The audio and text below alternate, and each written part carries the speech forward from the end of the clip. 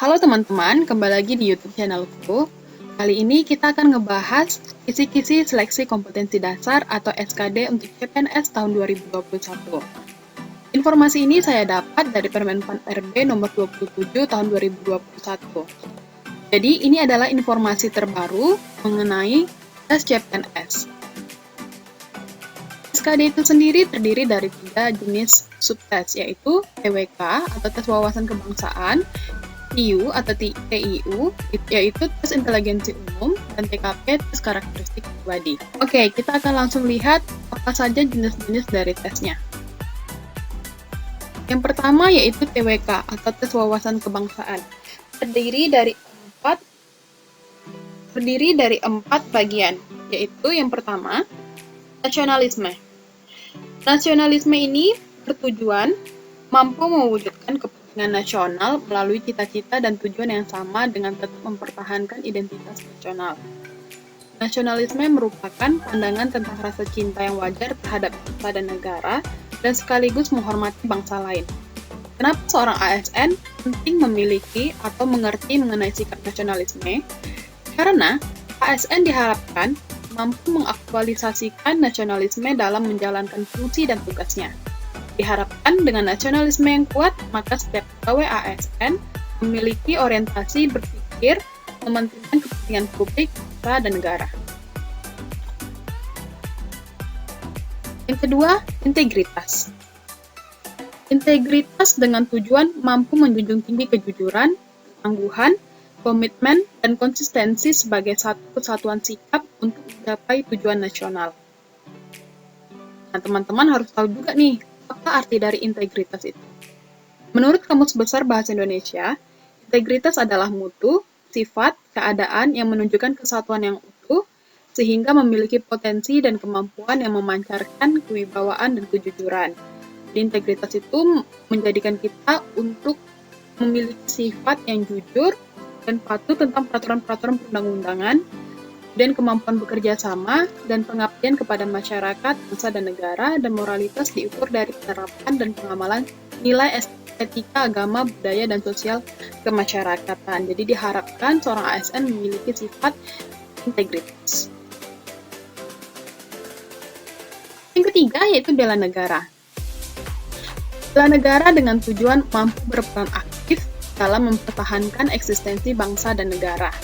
Dasar hukum mengenai bela negara terdapat dalam isi Undang-Undang Negara Republik Indonesia tahun 1945, yakni pada pasal 27 ayat 3 yang menyatakan bahwa semua warga negara berhak dan wajib ikut serta dalam upaya pembelaan negara.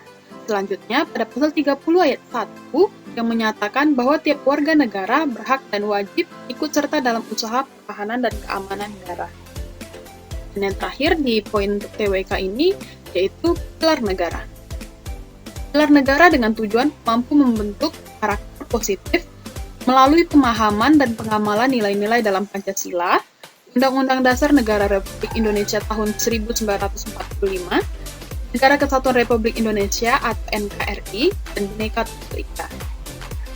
Jadi nanti kalau teman-teman jadi soal-soal mengenai Pancasila, Undang-Undang Dasar 1945 itu ada masuknya di poin yang keempat ini, pilar negara. Pada poin materi ini, Pancasila berarti untuk mengerti makna dari butir-butir Pancasila dan penerapannya dalam kehidupan sehari-hari. Sebelumnya saya sudah membuat video mengenai penerapan dari butir-butir dari Pancasila itu sendiri. Teman-teman bisa lihat video sebelumnya. Jika teman-teman mau belajar mengenai penerapan ataupun mengenai butir-butir Pancasila.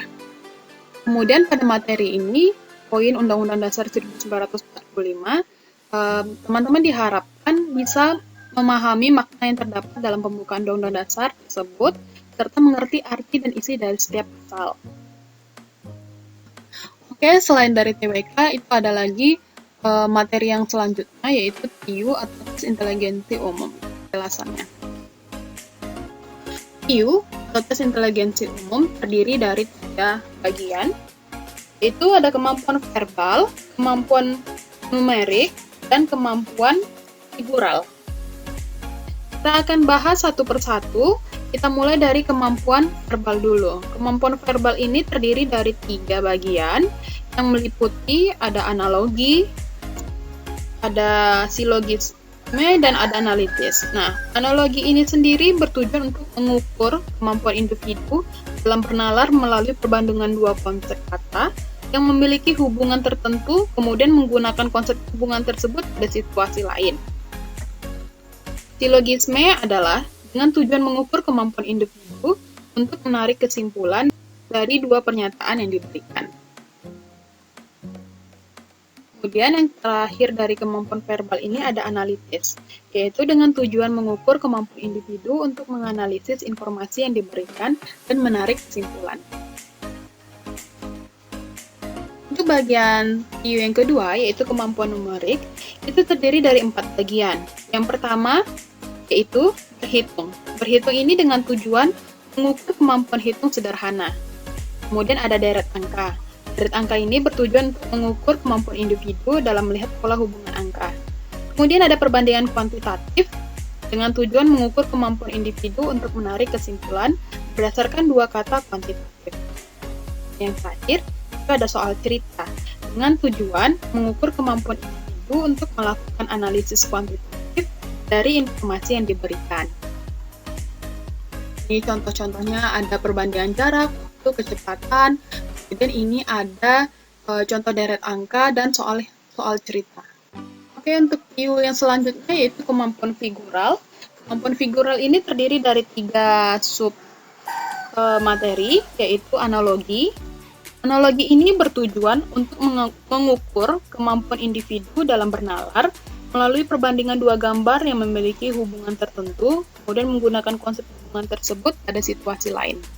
Yang kedua, ketidaksamaan. Ketidaksamaan ini bertujuan untuk mengukur kemampuan individu untuk melihat perbedaan beberapa gambar. Dan yang terakhir itu serial, dengan tujuan mengukur kemampuan individu dalam melihat pola hubungan dalam bentuk gambar. Nah, jadi TIU itu terbagi menjadi 3, tadi ya, verbal, numerik, sama figural. Kemudian yang figural itu contohnya seperti ini, gambarnya ada gambar, kemudian kita akan melanjutkan gambar selanjutnya adalah gambar yang mana, gitu ya.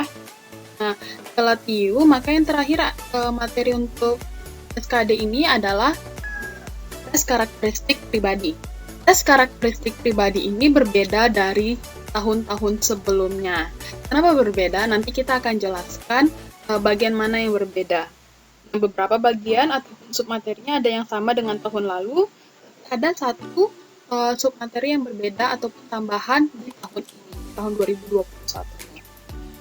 Nah, apa saja dari bagian-bagian TKP yang perlu teman-teman pelajari? Yang pertama yaitu pelayanan publik.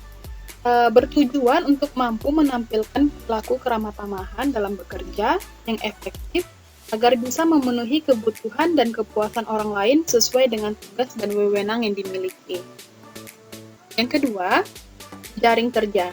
Bertujuan untuk mampu membangun dan membina hubungan, kerjasama, berbagi informasi, dan berkolaborasi dengan orang lain secara efektif. Yang ketiga, sosial budaya. Dengan tujuan mampu beradaptasi dan bekerja secara efektif dalam masyarakat majemuk, terdiri atas beragam agama, suku, budaya, dan sebagainya. Yang keempat, teknologi informasi dan komunikasi. Dengan tujuan mampu memanfaatkan teknologi informasi secara efektif untuk meningkatkan kinerja. Yang kelima, profesionalisme. Dengan tujuan mampu melaksanakan tugas dan fungsi sesuai dengan tuntutan jabatan. Dan yang terakhir, ada tambahan poin daripada TKP ini yang berbeda dari tahun-tahun sebelumnya, yaitu adanya poin anti-radikalisme. Dengan tujuan menjaring informasi dari individu tentang pengetahuan terhadap anti-radikalisme, kecenderungan bersikap, dan bertindak saat menanggapi stimulus dengan berbagai alternatif situasi. Ini ada contoh bagaimana sebaiknya seorang ASN menjadi pelayan publik yang memiliki profesionalisme yang tinggi dan juga anti-radikalisme ataupun menganggap semua kita adalah saudara. Oke teman-teman, itu adalah tadi kisi-kisi untuk CPNS tahun 2021 ini. Semoga teman-teman bisa mencari informasi yang sebanyak-banyaknya mengenai materi-materi apa saja yang akan keluar nanti saat ujian. Dan semangat dan selamat belajar buat teman-teman. Semoga semuanya bisa sukses di CPNS tahun 2021 ini. Terima kasih. Sampai ketemu di video selanjutnya. Terima kasih sudah menonton video ini. Jangan lupa like, komen, dan subscribe.